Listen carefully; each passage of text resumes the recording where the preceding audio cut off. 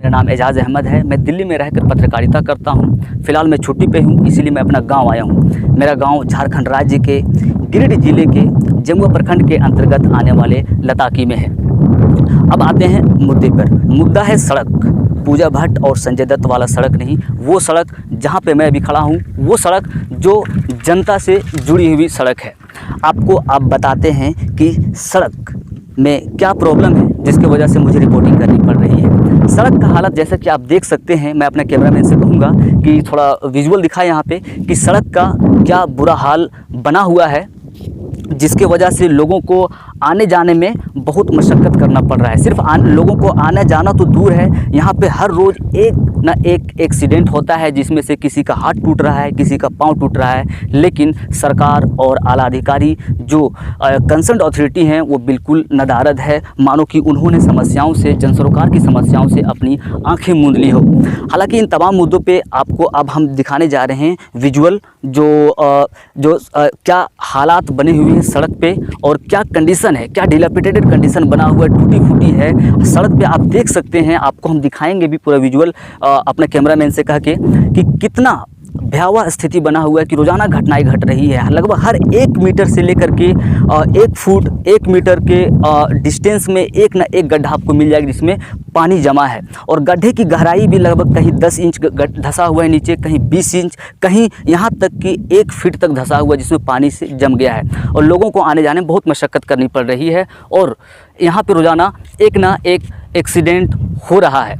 तो आइए आपको दिखाते हैं क्या सूरत हाल बना हुआ है सड़क का। आप देख सकते हैं कि सड़क पर गड्ढे इतना विकराल हो गया है कि मानो कि अब गड्ढा गड्ढा नहीं, मौत का कुआं बन गया है, जहां हर रोज़ दुर्घटना में किसी न किसी का हाथ पांव टूट रहा है तो कोई बुरी तरह घायल हो रहा है। आप ये भी देख सकते हैं कि हर गड्ढे में पानी जमा है और इसकी गहराई किसी में 10 इंच है तो किसी में 20 इंच है तो किसी में 1 फीट तक गड्ढा बना हुआ है। मतलब अगर आप अपनी गाड़ी, अपनी बाइक 20 की रफ्तार से भी चलाते हैं और अनफॉर्चुनेटली आपकी गाड़ी का कोई भी पहिया अगर इन गड्ढों कोई भी गड्ढे में चला जाता है तो 90% चांसेस बढ़ जाता है कि आपके साथ दुर्घटना होगा। इस सड़क पर चलने के लिए आपको सर पर कफन बांध कर चलना पड़ेगा, क्योंकि पिछले 5 दिनों में सड़क की इस फटेहाल होने की वजह से और जर्जर होने की वजह से लगभग 8 लोगों का एक्सीडेंट हो चुका है, जिसमें किसी का हाथ तो किसी का पांव टूटा है तो कोई बुरी तरह जख्मी हुआ है।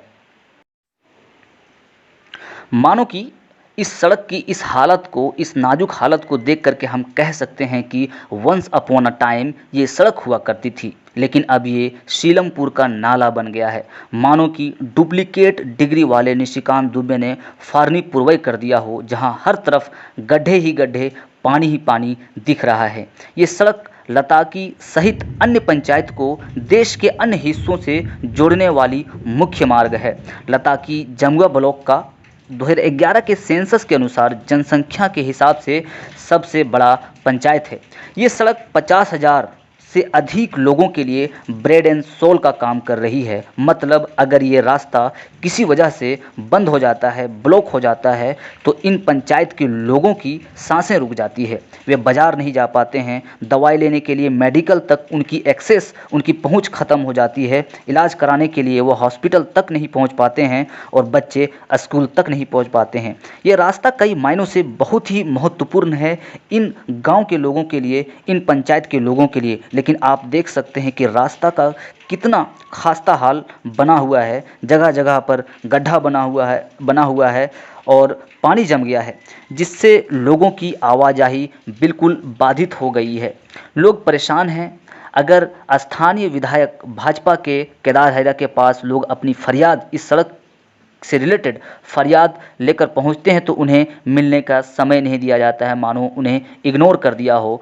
यह समस्या सिर्फ आज से ही नहीं है, बल्कि भाजपा के डबल इंजन वाली सरकार से ही है, लेकिन अब तक इस सड़क का निर्माण नहीं किया गया। इसीलिए वर्तमान सरकार, हेमंत सोरेन की सरकार से लोगों की उम्मीदें हैं, लताकी पंचायत के लोगों की उम्मीदें हैं कि इस गंभीर मामले को जल्द से जल्द सुलझाने की कोशिश करें, संज्ञान में लें और इस समस्या का निदान करें, ताकि लोगों की ये जो आम जनमानस से जुड़ी समस्या है इसका निदान हो सके और लोगों को जो समस्याएं झेलनी पड़ रही है उनसे इन्हें मुक्ति मिले। शायद इन्हीं वजहों के लिए लोगों ने आपको भारी मतों से जिताया है। जैसे कि आपने देखा और मैंने आपको दिखाया कि क्या सूरत हाल सड़क का बना हुआ है, लेकिन अभी भी कोई पदाधिकारी इसे अपने संज्ञान में नहीं ले रहे हैं। तो इसीलिए मेरा हेमंत सोरेन से, सरकार से आग्रह है कि इस पर आप कॉग्निजेंस लें, इस पर आप संज्ञान में लें और त्वरित कार्रवाई करें। क्योंकि जनता से भी मेरा दरख्वास्त है कि क्या आपको क्या लगता है इस सड़क का जो ये हाल बना हुआ है इसके लिए कौन जिम्मेदार है?